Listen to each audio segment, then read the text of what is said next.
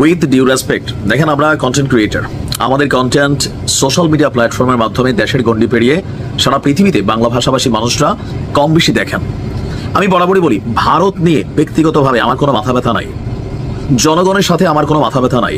আমার যত সমস্যা হচ্ছে বিজেপি সরকার, তাদের পলিসি এবং সীমান্তে আপনাদের যে অবস্থান বা অ্যাক্টিভিটিস, ইভেন বিজেপির কিছু পাগলা এমপি মন্ত্রী যারা বাংলাদেশকে নিয়ে সবসময় কটাক্ষ করে, ছোট করে কথা বলে, সেই জায়গা থেকে আমার মতন অনেকেই ভারতের সরকারের প্রতি বা এদের সহযোগী যারা আছেন তাদের প্রতি আমাদের প্রতিবাদটা সবসময় জারি থাকে।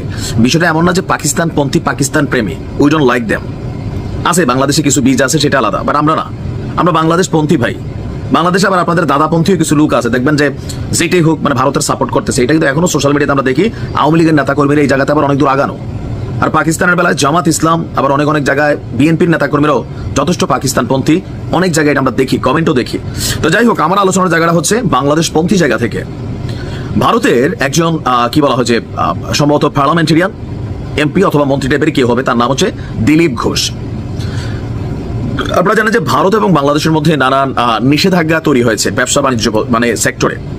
বাংলাদেশ ভারত থেকে তুলা বা কি আমদানি করবে না, ভারত আবার নিষেধাজ্ঞা দিচ্ছে স্থলবন্দরে, আবার 7 সিস্টার্স নিয়ে আলোচনা সমালোচনা হচ্ছে। তো এর মাঝখানে এই দিলীপ ঘোষ যে বক্তব্য দিয়েছে আপনার বার্তা সংস্থা এএনআই-কে, তার বক্তব্য আমরা যখন পাকিস্তানকে টাইট দিতে পারি তখন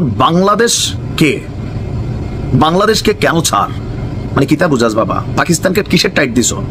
आगे आगे फोन दिया जाए, हेलो शाबाश भाई, एक थोड़ा छोटा सा फाइट हो जाए, आप हमको ठोक दो, हम आपको ठोक देंगे, लोग खुश हो जाएंगे। তো তোরা খাইছে না যে যুদ্ধ পুরোটাই পাতানো ছিল, সে আবার বলে পাকিস্তানকে টাইট দিতে পারে। এই ধরনের বক্তব্য শুনলে আপনাদেরকে এখনো মনে হয় না যে এদেরকে আপনাদের একটু রূপসা দিয়ে আদর করা উচিত? তারপর সে কি বলছে, চারদিক থেকে ভারত দিয়ে ঘেরা, তো মানে বুঝলাম না, তো চারদিক দিয়ে ভারত দিয়ে ঘেরা তো আচ্ছা। এরপর সে বলছে ওদের সব আমাদের হাতে, তাই নাকি? তোমরা তোমাদের দেশের লেট্রিন বানাও হাগামতি করার জন্য, যদি আমাদের দেশে সবকিছু তোমাদের হাতে, মানে এই যে বক্তব্যগুলা ভারত বাংলাদেশে খাওয়ায় না পালে, আর এই কথাগুলো ভাই লাগে কি না আপনি যদি হইতেন বাংলাদেশি? তারপর সে কি বলছে, আকাশ থেকে পানি, ব্যবসা থেকে বাণিজ্য, মানে বুঝাইতেছে আকাশ থেকে পানিও ভারত আমাদেরকে দেয় নাকি? মানে আকাশ কি আমগো আকাশের উপর তুমগো অস্তিত্ব বা মানে কি বুঝলাম না, আমরা আকাশটা ভারতের আকাশের নিচে দিয়া পড়ছে।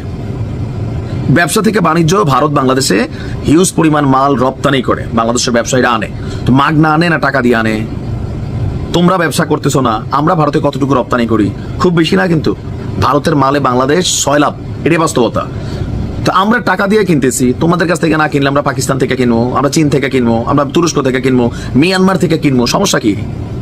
ওখানে যে বাংলা একটা কথা আছে, পন্দে গু থাকলে ডিজাইন করে হাগারও বা বয় না, বিষয়টা মাথায় রাখতে হবে, এই জায়গাটা বলি বারবার। তারপর সে বলছে ওদের বোঝা উচিত, কাদের? বাংলাদেশের। কি ভারতের সঙ্গে টক্কর দিলে আমরা বাঁচতে পারবো না? আছে কোনো কথা?